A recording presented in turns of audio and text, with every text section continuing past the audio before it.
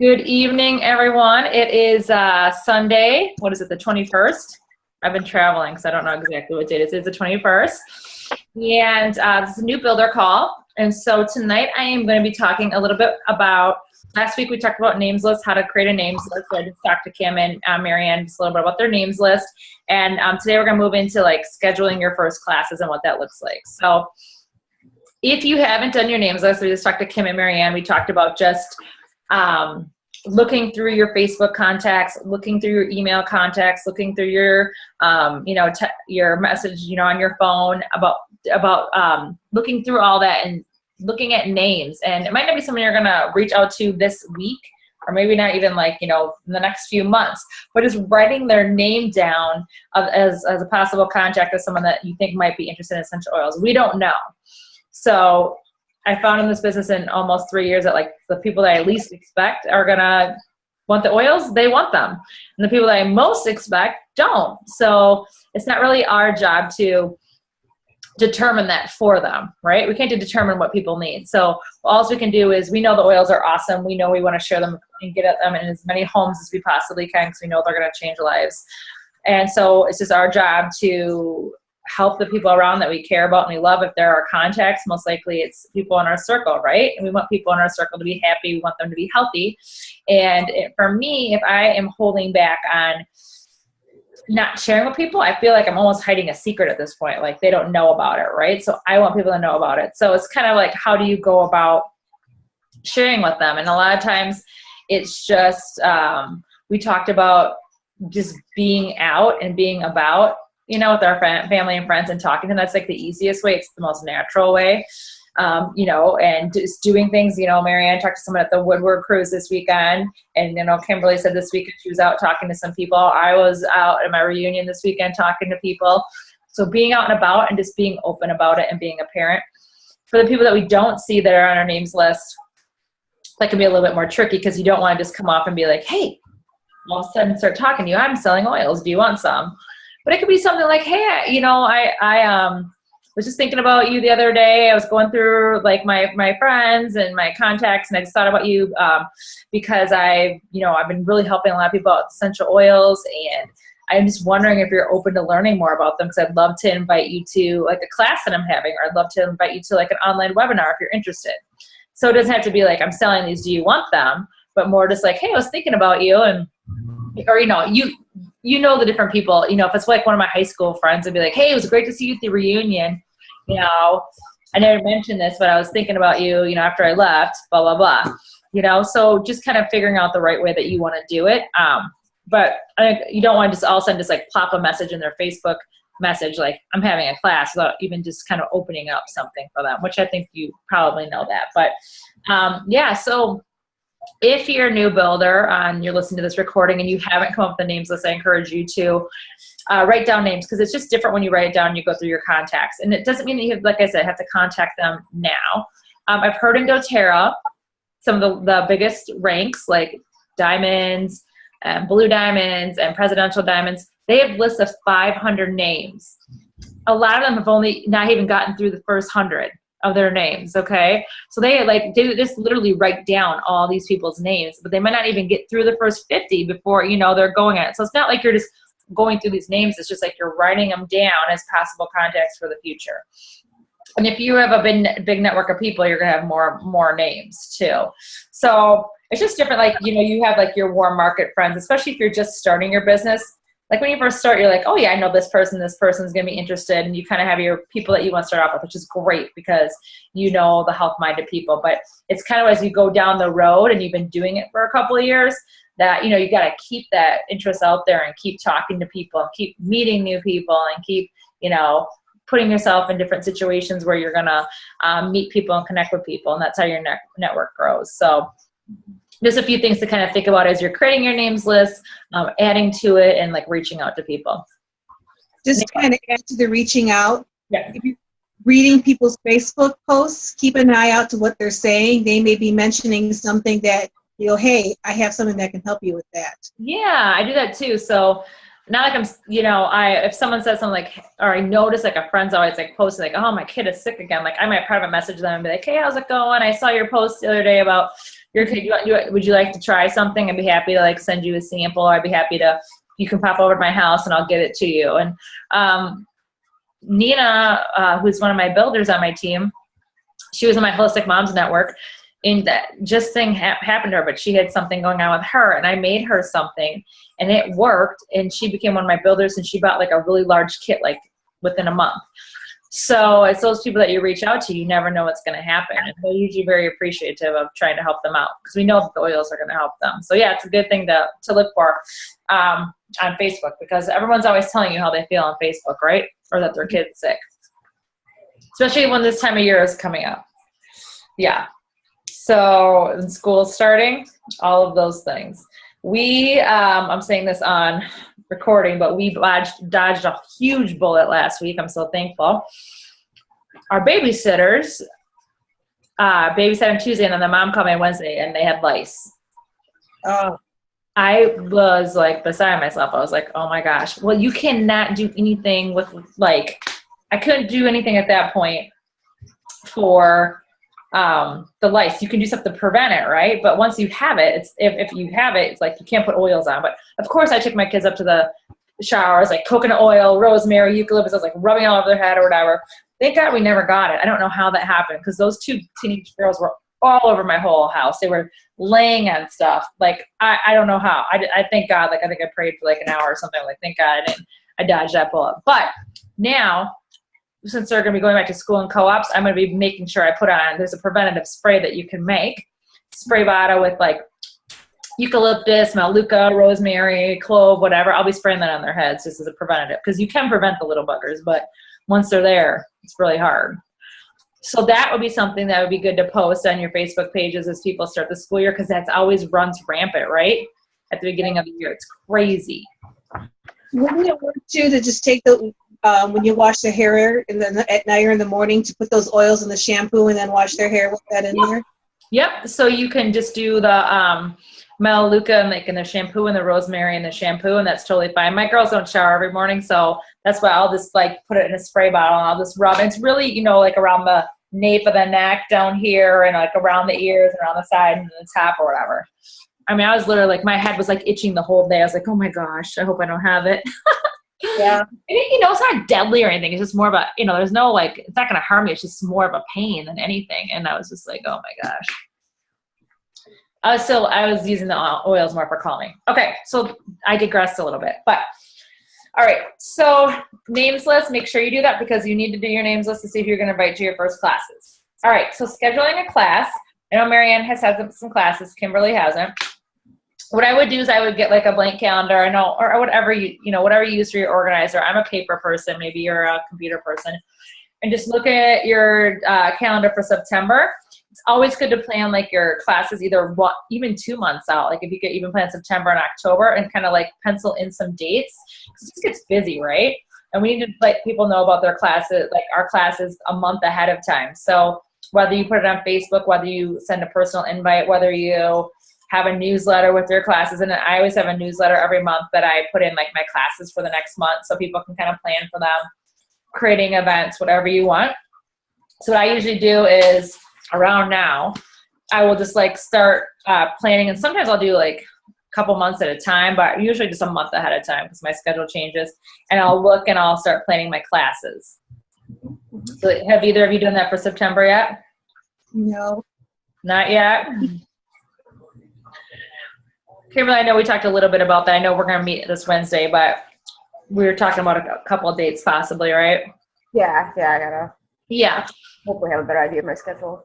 Yeah, right. So I just look at my calendar, however I want to do it, and I like to plan a couple months out. I mean, there's some people that plan like every quarter. You know, they'll plan all kinds of different things. So just kind of up to you. With the seasons in Michigan, it changes. You know, summer is really hard for having classes, but fall is good. Winter is good. Winter on the weekends is good because there's not as much going on. But winter, I mean, the weekends is bad in the fall and the nice weather because no one wants to be there. Nighttime's good. Friday nights are usually good, I have found. In the past 3 years, I have found Friday nights have good attendance. Saturdays, during the weekends have good attendance. weeknights are tricky, you know, touch and go. I've had some like younger moms do daytime classes, which have worked really well. So it just kind of depends, you know, with the circle and the different people that you're working with. I found it best to, like, if I can, like, schedule 2 classes at different times, like maybe one a weeknight, one a weekend when I'm just starting. So then people can't come to one, they can come to the other, right? So, oh, I can't come to weekend. Oh, I have one here, you know. So like having a couple for people to choose from is really good too. Or 2 to 3 classes. So like, hey, I can't come this day, but like, here are my 3 classes for the month. Hopefully you can make it to one of those. When I first started, I did 2 classes a month. I think I did 2, maybe 3, but I always did 2 classes a month when I first started. And then, you know, it varied from doing a lot of classes to, you know, just more back to 2 a month too. So a lot of teams in doTERRA, they do weekly classes. So it just kind of depends on the organization. So for me, like, that doesn't work for my family schedule. So I just try to get a couple in a month. People kind of know that about me, that I always have like a continuing class, and I'll be doing more online stuff too now. So online can be a class too, where you can do a webinar or just do a Zoom chat. Okay, so plan your dates. You got your name list, you got your dates, so then what are you gonna do? Lots of different ways you can go about it. Creating Facebook events is okay. Not a lot of people see that though. I found the best way for me to invite people is like the people on my names list that I want to come. I will say like, hey, I'm having an essential oil class. Is it okay if I invite you to it? Or would you be open to coming? Do you want to know about it? You know, just depending on the friend, you know, like, or if I know someone that's been interested in coming, like, hey, I know you've been wanting to come to a class. Can I invite you to this one? So they're kind of looking out for it. Because the Facebook events, as we know, kind of get lost in our feed, right? They just kind of come out there. So I have found like either a text message or a Facebook message or an email have been the best ways for me to get people to classes. I'm not a phone call person, but they say phone call is even the best. If you call them up, I don't think a lot of people do that anymore, but some people are phone people. You really do get them, and you can just say, hey, can I, it depends on the friend, right? You know the relationship, but if it's like, just, a friend of yours like, hey, how's it going? Hey, I just want to let you know, if you just have a minute, I just want to invite you to an essential oil class. If you're open to coming, you want the information? Yes, no, okay. If they can't make it, oh, I can't make it that night. Okay, well, I'm having another one this night. Maybe you can come to this night. What I have found that's the best way than just kind of putting like a blanket. I've done it before that way too, just like putting it on Facebook, like here's the class. I get way more people if I just personally talk to them. But I like to say like, hey, are you, is it okay if I invite you before I actually even send them the invite information? So that has worked better. Okay, does that make sense? Yep. Okay, so once you can invite them, this comes with your, when you enroll, the Sharing doTERRA guide, and I love this one. And it basically goes through the share program, which I'm going to talk about tomorrow night on the Builders Call, all the different ways you can get free products when you are first enrolled. I think, Marianne, you're past this date, but you can help your new builders with this. And then Kimberly, you froze up here, but maybe your computer went out. But you're gonna be able to do the share program. So I'm gonna talk about this more tomorrow night. But it basically, in this share guide that I like to look at when helping someone host a class, it basically says pick your date and time, pick your venue, and then come up with your names list. And then what I would do is drawings are really big, or like an incentive, like the first 10 people that RSVP will get a free sample. Or I'm going to be doing a drawing at this class. Like I'll be giving away a free roller, I'll giving away a free lice spray, different things like that to get people to come and excited, right? So when I do the invite, I will say that, I'm doing a drawing at the class. That tends to make people want to come. There's so much on getting people to come to classes and different things like that. But if they've never tried the essential oil and they're new, I might say like, hey, can I drop a sample if they're local? Can I drop a sample off at your house? Or do you want to stop by and grab one, so they can have an experience before they come to the class? That's really great if you can do that. if you're doing like a webinar, and you're going to get a bunch of people on it and they're not local, you could like send some samples out so they can have them while you're talking on the Zoom call. It's a little bit more work, but they get an experience with the oils. So before they come to their first class, if it's possible, give them a sample to try, or before they come onto a call, like a webinar, give them a sample to try too, okay? Again, I find that like making sure that you can invite them and then following up with them like one day before the class, even 2 days of class. Hey, looking forward to seeing you tomorrow. Hey, I can't see you tonight. That really helps getting them to the class and getting them there. If they know that they're, some people do like starting on time. If you're here on time, you get a free sample. People do all kinds of different things for having an actual class. So then in this sharing guide too, it talks about all the things that you need for your class. So making sure you have your date, what to do 1 week out, what to do 2 weeks out, what to do the day of the event. So things like making sure you have your location, your topic, whether it's intro to oils, whatever it is, your guest list, making sure if you're going to do a PowerPoint, you have the equipment, making sure that you have all your stuff like your samples and your prizes, making sure you have your catalogs, making sure you're confirming with the guests 2 days beforehand, the day of the event, reminding them, all of those things. And so in this guide, I like because it talks about all of those things. And then it also talks, I'm not going to get too much into this tonight, but like booking a class at a class, that's the best way to set up more classes. So when you go to your classes, have your calendar with you, and you can ask people if they'd like to book classes. And what I'm going to start doing, which I've been terrible about, is having diffusers. I bought a bunch of diffusers, and like if they book a class at my class and they have 5 people, they're going to get a free diffuser. So trying to get them, and so making sure you have your calendar so you know like these are my open, or you can just say like, hey, I have these dates open, if you know your open days, and seeing if they want to host a class. And there are drawing slips too that you can hand out at your classes, and so those are found in the files section of our, and once you host your first class, I can help you with this, but they're in the files section of our business page, and basically it's all their information on there. It says if they want to book a class, whatever. And so if they say they're going to book a class, you can give them another drawing slip, so then they can have an extra slip for the drawing that you do at the end of the night. And usually at the end of the night, I draw like for a free oil of some sort or whatever. But the drawing slip makes sure you get all their information, and also sees if they're interested in hosting a class or learning more about oils. You get that information on there. So that's great. And then you can say like, oh, look, Judy wants to book a class. Here, fill another one of these out. You're going to get another drawing slip to win the free oil. And that kind of gets people excited about that.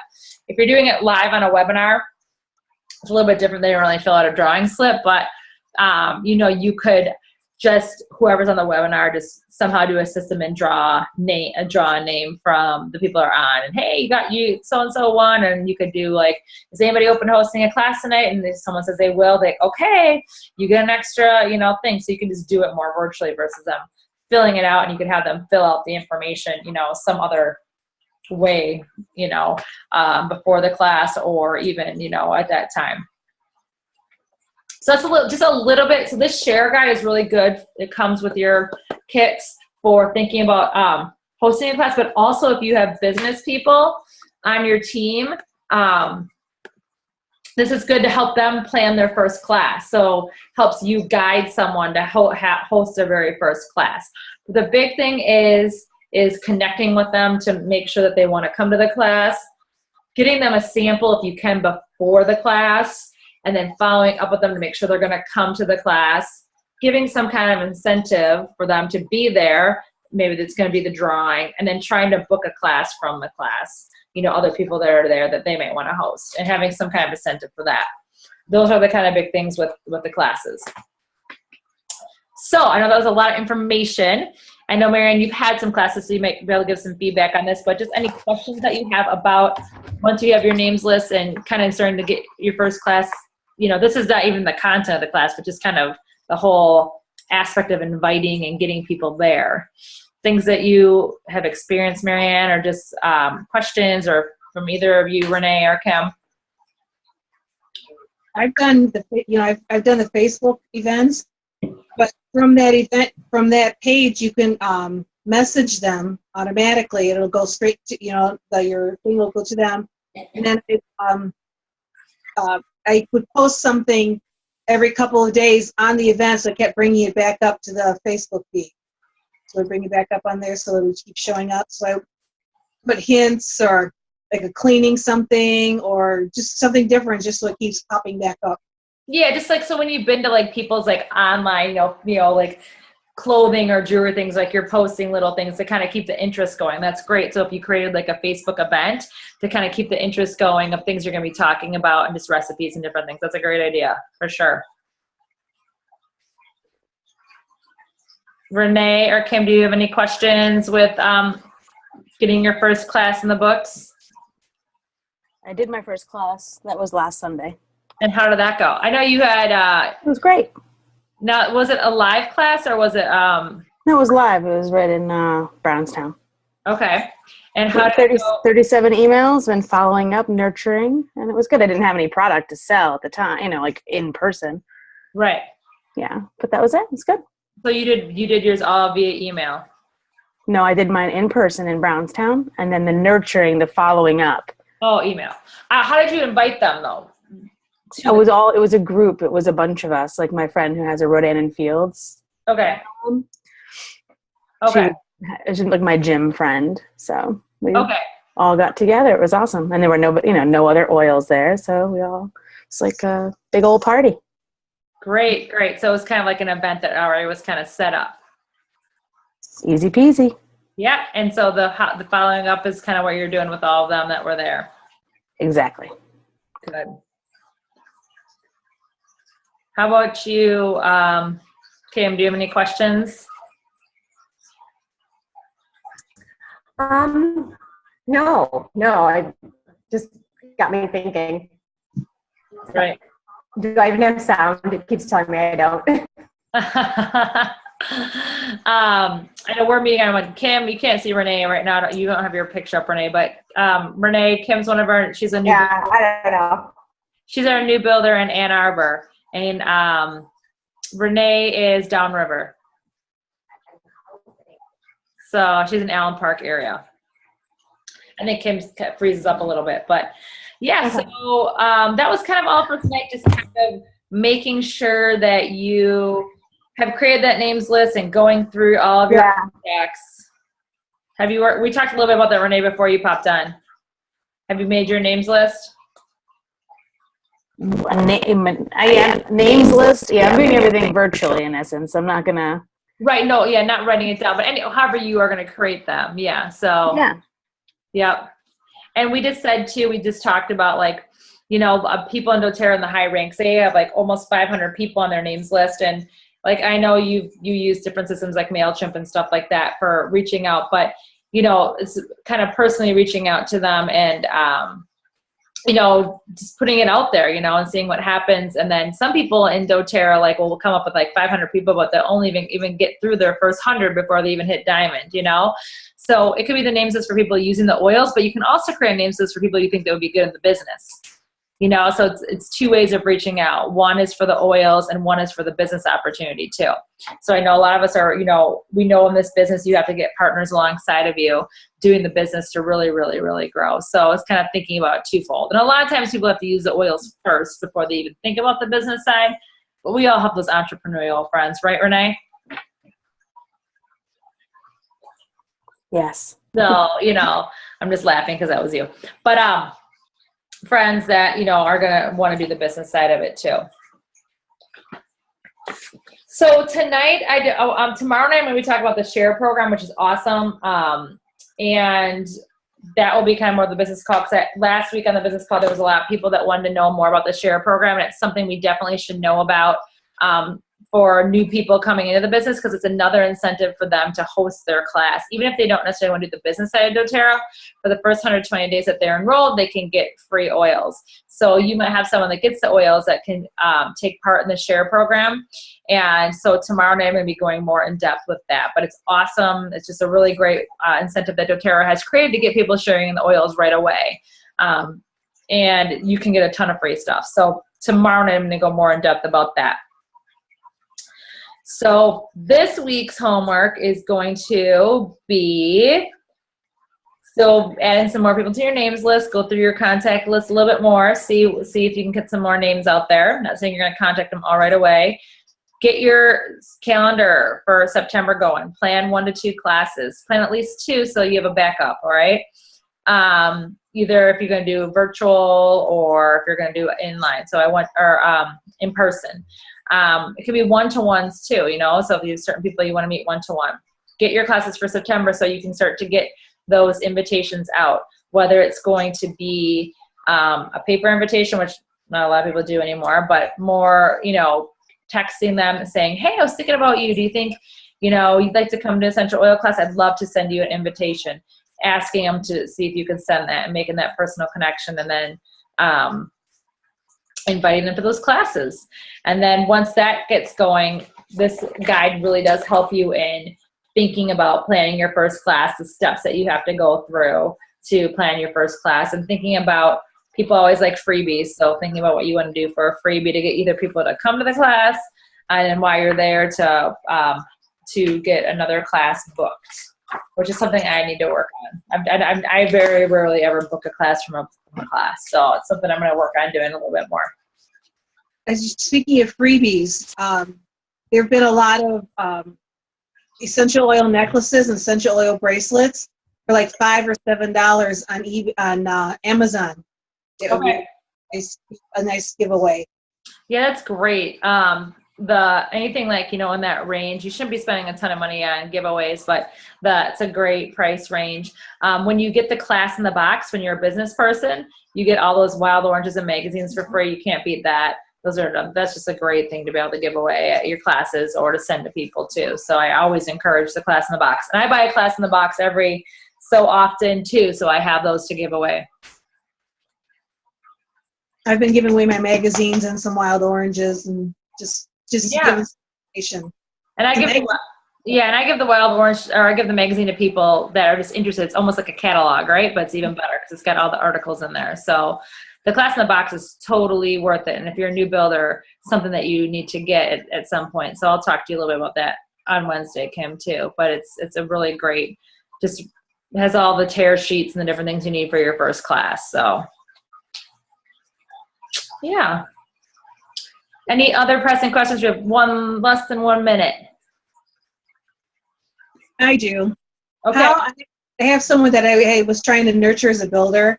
And I texted her and said, let's get together and let's talk about some things. And she just texted back and said, well, I'm just going to keep my LRP going, and I don't really want to have any classes anymore. And I sent it back as well, you know, there's some other ideas, things that you can do, but she never got back with me again. Because I was going to start talking to her about webinars or Facebook Live or something. Just so she doesn't even do classes so much, but, you know, just getting out there and talking with using those mediums. Yeah, I mean,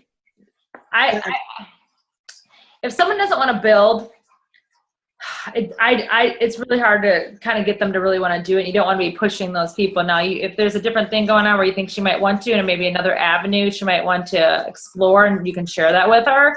Maybe you invite her to something that's like that, so she can see what that's like. But in getting into this business, like that, you really just want to work with people that really want to build, because that's going to be